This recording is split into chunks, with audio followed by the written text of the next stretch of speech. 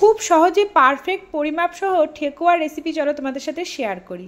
ছোটবেলা থেকেই প্রতি বছর দুর্গাপুজোর পরে আর শীত পড়ার এই আগের টাইমটায় ঠেকুয়ার জন্য ওয়েট করে থাকতাম। বাঙালি হওয়া সত্ত্বেও বিভিন্ন রীতিনীতির বিভিন্ন পুজো আচ্চার বিভিন্ন প্রসাদ খেতে বরাবরই আমার ভীষণ ভালো লাগে, আর ঠেকুয়া তার মধ্যে অন্যতম। আর যেহেতু ঠেকুয়া একদম খুব কাছ থেকে বানানো দেখেছি, তাই যতবারই বানিয়েছি ততবারই হয়েছে একদম পারফেক্ট। বাইরেটা ক্রাঞ্চি আর ভেতরটা সফট, খেতে অপূর্ব। আর একবার বানিয়ে তোমরা 1 মাসের বেশি সময় ধরে কিন্তু রেখে খেতে পারবে। তো চলো ঝটপট শেয়ার করি। এখানে 2 কাপ নিয়েছি গমের আটা, 1/2 কাপের থেকে একটু বেশি পরিমাণ নিয়েছি সুজি, 1/2 কাপ চিনি, এবার স্বাদ মতো মৌরি, বেশি কম তোমাদের ইচ্ছা অনুযায়ী দিয়ে নিও, আর 3-4টে এলাচকে ক্রাস্ট করে এর মধ্যে দিয়ে দিয়েছি। আর দিয়েছি 1/2 কাপ মতো নারকেল কোড়া। নারকেল কোড়াটা ফ্রেশও অ্যাড করতে পারো, আমার কাছে একটু শুকনো অবস্থায় ফ্রিজে রাখা ছিল বলে একটু শক্ত শক্ত হয়ে গেছিলো, ওই নারকেল কোড়াটা দিলেও কিন্তু খেতে মন্দ হয় না। এবার 4 থেকে 5 চামচ মতো ঘি দিয়ে খুব ভালো করে সব কিছুকে ময়ান দিয়ে নিতে হবে। ঠিক যেমন আমরা নিমকি গজার ময়ান দিই, ঠিক ওই রকমভাবে ঘিটা একটু বেশি পরিমাণে দিয়ে যতক্ষণ না হাতে দলা পাকিয়ে আসছে, অর্থাৎ মুঠোর মধ্যে রাখলে একটা শক্ত ভাব আসছে, ততক্ষণ এটাকে আমাদের ময়ান দিয়ে নিতে হবে। এরপর সামান্য সামান্য জল দিয়ে একটা শক্ত ডো রেডি করে নিতে হবে। জলের পরিমাণটা বিভিন্ন জনের মাখার সময় বিভিন্ন রকম লাগবে, কারণ যেহেতু গমের ফারাক আছে, যেহেতু সুজির ফারাক আছে, আমার ওই 1 কাপের থেকে একটু কম জল লেগেছে। এবার মেখে নেওয়ার পর আমি 5 মিনিট মতো রেস্টিং টাইমে দিয়েছি। তারপর এটার থেকে ছোট ছোট করে লেচি কেটে নিচ্ছি, যেমন আটা মাখার বা লুচির বা পরোটা যেরকম লেচি কাটি ওরকম ছোট ছোট লেচি কেটে নিচ্ছি।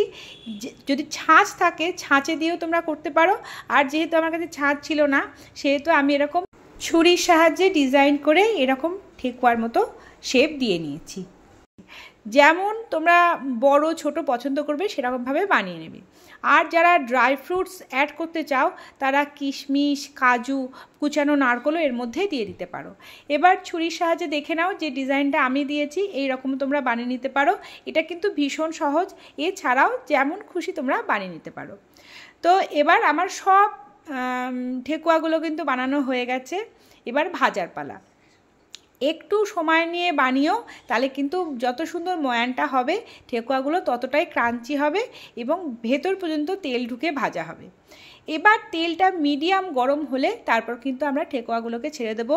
খুব হাই ফ্লেমে করতে গেলে বাইরেটা ভালো করে পুড়ে যাবে আর ভেতরটা রান্না হবে না, খেতে কাঁচা কাঁচা লাগবে, অতটাও ভালো লাগবে না।